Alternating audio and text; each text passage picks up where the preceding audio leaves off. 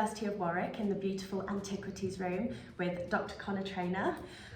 We are going to talk about an ancient civilization that I think often gets kind of swept under the carpet when we think of classics in the ancient world. We often focus on Greece and Rome and even Egypt, but here today we're going to talk about ancient Mycenae, or the Mycenean civilization. So why are they so interesting? What's so special about them? I think the Mycenaeans connect to the Trojan War and that whole story, and the idea of Homer as a poet and where that comes from. And Homer, whoever Homer was, wrote down all these poems about this ancient war, even then. So Homer was potentially sometime like 700 BC writing these poems about this mythical war that happened presumably maybe 500 years earlier. We had no evidence for this until quite recently, or about 100 years ago. Recently in the grand scheme of things. Recently in archaeological, yeah. And a guy called Heinrich Schliemann, who's like one of the great sort of intriguing characters, to put it lightly, of archaeology, found this site at Troy, found Mycenae and was able to prove that the events of the Trojan War actually happened. Now, I say found because somebody else found it, but Schliemann put his name on it. Yeah, exactly. Yeah. Often the way, isn't it? Yes. So these great, like, mystical kind of things that Homer was talking about essentially did happen, and it's like almost a prehistory, because we've got Homer and then the Greeks and the civilizations talking about these events, but now with this proof we go even further back. So what kind of dates are we looking at for this time? It is prehistory. It's exactly prehistory. If history is when people were writing history, then the period before they were writing history is exactly this. So the Mycenaeans were around, we think, sometime around 1700s, 1600s BC, and maybe until about 1200, give or take. There's a lot of debate about this, but basically, yeah, about 400 years before 1000 BC. Wow, okay, so quite a while ago now. And what makes them so special? Because I guess they were still building, they were still living like a normal civilization. So did they have all the kind of buildings that we'd expect from a society? Yes, they did. I mean, what makes them really special is that we know that they were Greeks, they were speaking Greek, they were writing Greek, which we actually know, and the things that they were building were very different from like later Greek. We think of Greece, you think of like maybe a big temple. The Mycenaeans were building gigantic fortifications, like with blocks that were like over 100 tons. And then they had these amazing tombs that looked like kind of pyramids, called tholos tombs or beehive tombs. And so they had really, really complex and enormous architecture. And they must have been working with bronze, right? Or because absolutely, that's that was before metal, steel, isn't it? Yeah, so it's crazy to think about these amazing, immense structures that they were building, and now we'd look at it and think it was impressive, but they had barely any of these same tools we would have. But it's amazing. Yeah. And you mentioned that they had Greek writing. So what have we found from that? And is this the earliest language we found, or? It's not the earliest language, but it's the earliest language, it's the earliest Greek language. Right. So on Crete there were two earlier scripts that are still undeciphered. We don't know what they were, but the language of the Mycenaeans was a language that has the very unexciting name of Linear B, but it's an extremely cool language. And it turned out it was found in a whole bunch of baked clay tablets that only survived because they were burnt. They were found in various palaces. These palaces were destroyed for reasons unknown.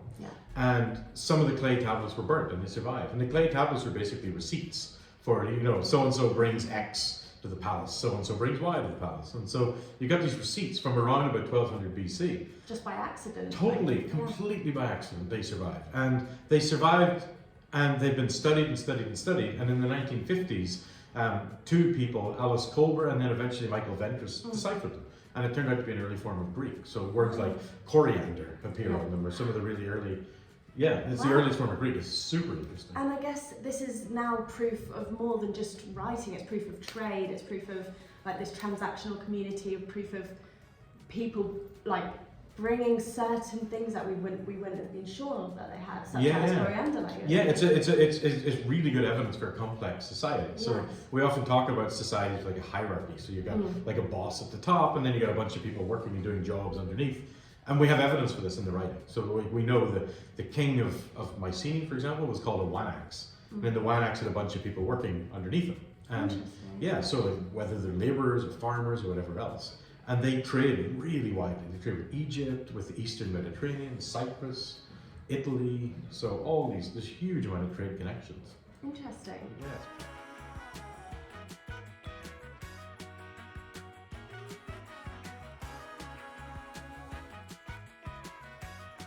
So obviously, when we're thinking of ancient history, where do we place the Mycenaean civilization in the grand scheme of ancient world?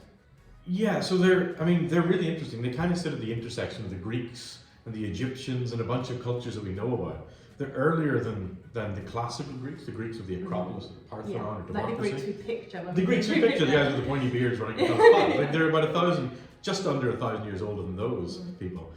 They're kind of contemporary with the Egyptians, maybe slightly later, so they kind of fit in between. But what's really cool about the Mycenaeans is that they kind of span legend, and they span archaeology, and they span history, and that for a long time they were just legendary people. Yeah. And they, like, it actually seems that they were actually real people, and not only were they real people, they were actually people speaking a language that we can sort of understand. And I think that's what's interesting. It's so, especially when we actually can connect the legend to the reality, because it's so easy for people anyway to distance ourselves from the ancient world and think, wow, they were so different to us, and actually it's quite important to find the relatability in it. But now they actually do bridge the gap between all these legends and these myths and the gods and the history and the Homeric world that we've thought of. And now we have some sort of reality like infiltrating that, and it's really cool amazing to piece it together. Yeah, it's really amazing. Yeah. I mean, that's why we study the Greeks and the Romans, right? It's because they wrote. Yes. And because they wrote, we can kind of access what they were thinking, as opposed to like maybe another culture where we know what kind of pots they use, so maybe we know what they were eating or drinking. But like we can actually understand intention and things with the Greeks, and we can kind of do that with the Mycenaean Greeks, which is like super amazing. It's really interesting. And can we still see influences from the Mycenaean civilization in later history in the Greek world, or? Yeah, we can. I mean, well, we have the Homeric stories, so Yes. like we have that kind of the mythical traditions, but we also have potential evidence for like proto-temples. So Greek temples, which are like the most iconic buildings in ancient Greece. The Mycenaeans had a type of building called a megaron, which may have been some sort of a forerunner to a temple. Not 100% sure, but it's kind of thought that way. Yeah. But there's also lots of other things, like some of their pottery was similar. We know that the Mycenaeans at the site of Pylos, or Pylos as it's sometimes pronounced, were producing perfume, and they were producing like olive oil perfume in huge quantities and shipping it out all over the Mediterranean. And we know the later Greeks, like at Corinth, were producing lily perfume as well. So like there's some kind of tradition. You can see it carrying on. Yeah, similar pottery, similar like I guess like economy. Yeah. Okay, so big question: what happened to them? So I know it's quite a weighty one. There's a few theories.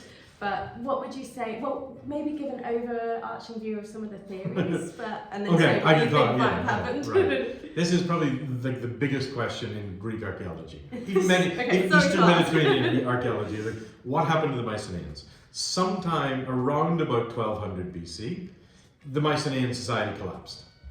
So that's really strange in itself. Yes.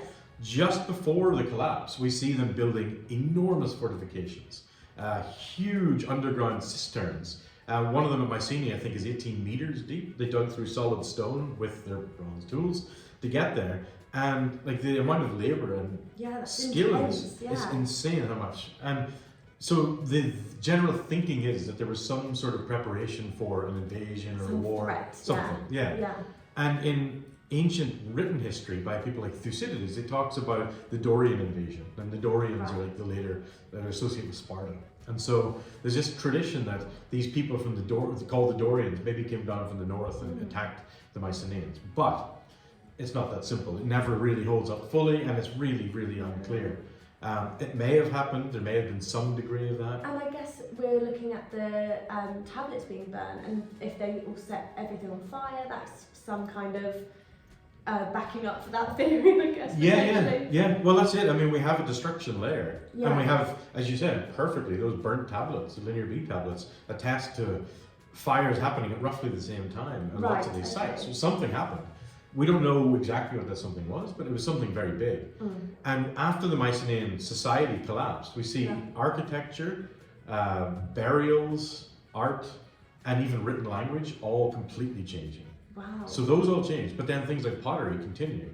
So interesting. There's theories that like maybe like like the upper class were wiped out, and then lower class continued. So it's like the trades. That's people yeah, kind of maybe. thing, I like- mean, but there are so many theories on this. The most widely accepted modern theories probably are either like earthquakes or drought is the one. It was actually just published maybe even last week in Nature about drought in Cyprus and drought in the eastern Mediterranean. And so a few years of drought would actually lead to trade connections drying up, would lead to depopulation. Because I see this theory about natural disasters, and it's often earthquakes, but it's hard because a lot of the things, such as the Lion Gate, still stands. Yes. And if it was an earthquake, surely everything would have collapsed. But I think drought is actually quite convincing, really. Yeah, I mean, there are so many different theories. Then there's the mysterious sea peoples.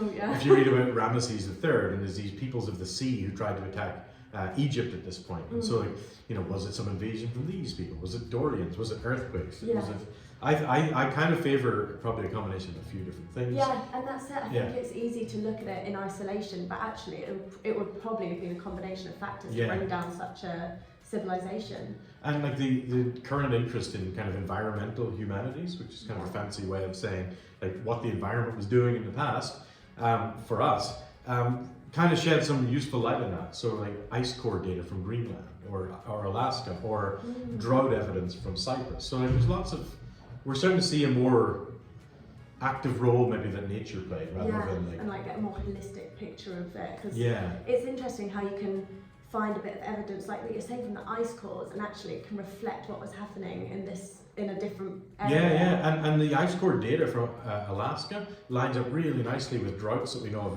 in Egypt. In Egypt, It's like a direct line. It's amazing to see. Oh, that's really interesting. So that's the latest theory on it. It's published in Nature, which is like the top journal in the world, and so droughts. Yeah, maybe. Perhaps. Pretty reasonable. Yeah.